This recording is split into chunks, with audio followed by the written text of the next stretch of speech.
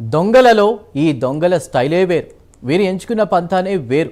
సాధారణంగా ఒక నగరంలో చోరీ చేసి మరో నగరానికి పారిపోవడం కామన్. కానీ ఈ దొంగల ముఠా మాత్రం తమ స్టైల్ను పూర్తిగా మార్చేసింది. పోలీసులకు చిక్కకుండా ఉండేందుకు ఏకంగా ఓ కంటైనర్ వాహనాన్ని ఇంటిగా మార్చుకుని జిల్లాల మీద జిల్లాలు తిరుగుతూ చోరీలకు పాల్పడింది. పగలు సాధారణ కంటైనర్లా కనిపించే ఆ వాహనం రాత్రి పడితే దొంగల అడ్డాగా మారిపోయేది. చోరీ చేసిన సొత్తు కూడా అందులోనే, ముఠా సభ్యుల బస కూడా అందులోనే.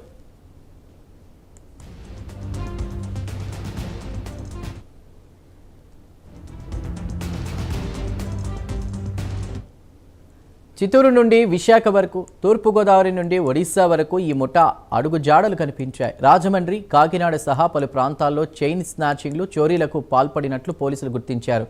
సీసీ కెమెరాలు లేని ప్రాంతాల్లో కంటైనర్ను పార్క్ చేసి అక్కడి నుంచే టార్గెట్ ఫిక్స్ చేసుకుని పని పూర్తయ్యాక మళ్లీ మరో జిల్లాకు వెళ్లేవారు.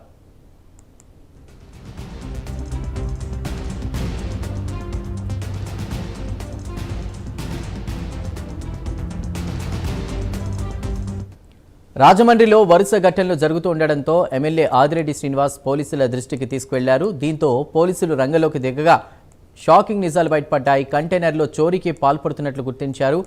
కాకి సినిమా స్టైల్లో సాగిన ఈ దొంగల ఆపరేషన్ చివరికి ఒడిశాలో ముగిసింది. ప్రత్యేక పోలీస్ బృందం అక్కడికి వెళ్లి ముఠా సభ్యులను అదుపులోకి తీసుకున్నట్టు తెలుస్తోంది. అయితే ఈ ముఠా ఎన్ని చోరీలకు పాల్పడింది, ఎంత సొత్తు దోచుకుంది, ఇంకా ఎవరెవరు ఇందులో ఉన్నారు అన్న వివరాలు పోలీసుల అధికారిక ప్రకటన తర్వాతే తేలనున్నాయి. ప్రస్తుతం ఈ కంటైనర్ దొంగల కథ రాష్ట్ర వ్యాప్తంగా హాట్ టాపిక్ గా మారింది. రాజమండ్రిలో 2-3 చోట్ల సంఘటనలు జరిగినాయి. పోలీస్ డిపార్ట్మెంట్ వాళ్ళంతా కూడా మొదలు పెట్టారు వెరిఫికేషన్. ఒక సంఘటన బయటకు వచ్చింది, ఒక ఎడ్యుకేషన్ ఇన్స్టిట్యూషన్, మరొక 2 వ్యాపార సంస్థలు ఉన్నాయి. అది బయటికి వారు చెప్పుకుంటారు లేదో తెలియదు. డిపార్ట్మెంట్ అయితే అలర్ట్ గా ఉంది, అదే పని మీద ఉంది. అది కూడా అంటే మీ వరకు వచ్చేలోపు నేనే చెప్తున్నాను, నా వరకు నేను మార్నింగ్ నుంచి అలర్ట్ గానే ఉన్నాం. డిపార్ట్మెంట్ వాళ్ళు వెరిఫై చేస్తున్నారు. మొన్న మీరు ఒక మీడియా వారు అడిగారు థెఫ్ట్ అయ్యింది ఏంటి అని. అది అప్పుడులో కాకి మూవీయా, సూర్య వాళ్ళ బ్రదర్ కాకి మూవీలాగే చేశారు. వాళ్ళు ఎక్కడ థెఫ్ట్ చేశారో అమ్మలా ఒక కంటైనర్ తీసుకున్నారు. కంటైనర్లోని ఎంత పద్ధతిగా స్టోర్ చేశారంటే వీళ్ళు ఇక్కడ రాజమండ్రి సిటీలోని 4 చోట్ల చేశారు. వాళ్ళు దివాన్ చెరువు దగ్గర కంటైనర్ని పెట్టారు. బళ్ళు వేసుకొని వస్తారు.